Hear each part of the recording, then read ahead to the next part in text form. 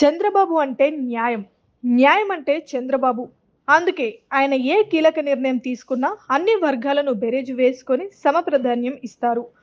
ముఖ్యమంత్రిగా బాధ్యతలు స్వీకరించిన చంద్రబాబు అన్ని సామాజిక వర్గాలకు కూడా ప్రాధాన్యం ఇవ్వడం విశేషం.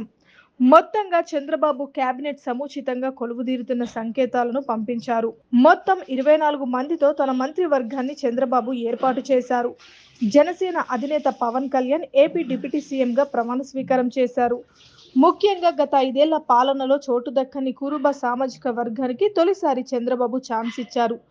ఇక రెడ్ల నుంచి కూడా బలమైన నాయకులను తీసుకున్నారు. కమ్మ సామాజిక వర్గానికి చెందిన వారిలోనూ మూసా విధానానికి స్వాస్తి చెప్పారు. ఊహించని విధంగా పయ్యావుల కేశవ్, గొట్టిపాటి రవికి ఈసారి చంద్రబాబు ఛాన్స్ ఇవ్వడం ద్వారా కులాల్లోనూ తాను ఇచ్చే ప్రాధాన్యం మార్చుకున్నట్లు స్పష్టంగా కనిపించింది. మంత్రివర్గంలో బీసీలకు, మహిళలకు చంద్రబాబు అధిక ప్రాధాన్యతనిచ్చారు. అచ్చెన్నాయుడు, కొల్లు రవీంద్ర, అనగాని సత్యప్రసాద్, కొలుసు పార్థసారథి ఇలా 8 మంది బీసీ నేతలకు బాబు కేబినెట్లో చోటు దక్కింది. టీడీపీ మహిళా అధ్యక్షురాలు వంగలపూడి అనిత, సీనియర్ నాయకురాలు గుమ్మడి సంధ్యారాణి, కొత్తగా ఎన్నికైన సవితమ్మలకు కూడా మంత్రి పదవులు వరించాయి. జనసేన నేతలు కందుల దుర్గేష్, సవిత సహా తొలిసారి ఎమ్మెల్యేలకు కేబినెట్లో చోటు దక్కింది. కాపు, కమ్మ సామాజిక వర్గాలకు 4 బెర్తులు దక్కాయి. కాపులో పొంగూరు నారాయణ, నిమ్మల రామనాయుడు, పవన్ కళ్యాణ్, కందుల దుర్గేష్లకు అవకాశం దక్కింది. కమ్మ వర్గానికి చెందిన లోకేష్, నాదెండ్ల మనోహర్, పయ్యావుల కేశవ్, గొట్టిపాటి రవికుమార్లకు ఛాన్స్ వచ్చింది. రెడ్డి సామాజిక వర్గంలో సీనియర్ నేత ఆనం రామనారాయణ రెడ్డి, బీసీ జనార్దన్ రెడ్డి, ఎం రాంప్రసాద్ రెడ్డిలకు చోటు దక్కింది.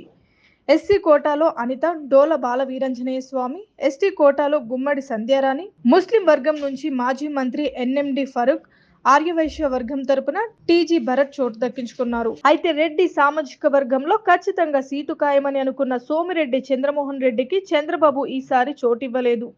ఇదే సమయంలో నెల్లూరు నుంచి సీనియర్ నాయకుడు ఆనం రామనారాయణ రెడ్డికి, అనంతపురం నుంచి పయ్యావుల కేశవ్కు చంద్రబాబు చోటు కల్పించారు. అదేవిధంగా కడపకు కూడా ప్రాధాన్యం ఇచ్చారు. రాయచోటి నుంచి విజయం దక్కించుకున్న మండిపల్లి రాంప్రసాద్ రెడ్డికి మంత్రివర్గంలో చోటు ఇచ్చారు. ఇలా చంద్రబాబు ఎవరు ఊహించని విధంగా మార్పులు కూర్పులు చేయడంతో కేబినెట్ సమతూకం పాటించారని కామెంట్లు వినిపిస్తున్నాయి. ముఖ్యంగా చంద్రబాబు ఎప్పుడు వీర విధేయతకు పెద్దపీట వేస్తారని పేరుంది. అదేవిధంగా కొన్ని కుటుంబాలకు కూడా ప్రాధాన్యం ఇస్తారన్న ముద్ర ఉంది. కానీ ఈసారి మాత్రం చంద్రబాబు వీటిని తుడిచిపెట్టేశారు. ఎక్కడ కుటుంబాల ప్రస్తావన రాకుండా కేవలం నారా లోకేష్కు ఇచ్చారు. ఇక్కడ కూడా ఆయన పాదయాత్ర చేయడంతో పాటు రాష్ట్ర వ్యాప్తంగా తిరిగి పార్టీకి మేలు చేశారు. దీంతో ఆయనకు అవకాశం ఇచ్చారు.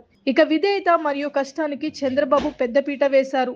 ఇదే సమయంలో కష్టపడే వాళ్ళు ఎక్కడున్నా వెతికి పట్టుకొని మరి పదవులు ఇవ్వడం తాజా కూర్పులో స్పష్టంగా కనిపించింది. పాలకొల్లు ఎమ్మెల్యే రామనాయుడు ఈ తరహా కేటాయింపునకు ఉదాహరణ.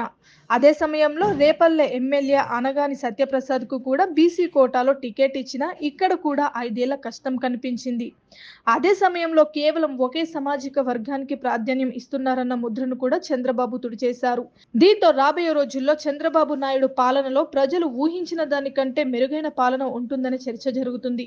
ఓ విజన్ ఉన్న నాయకుడు ముఖ్యమంత్రిగా ఉంటే ఎలా ఉంటుందో మంత్రివర్గం కూర్పుతోనే రుజువైందనే ప్రచారం జరుగుతుంది.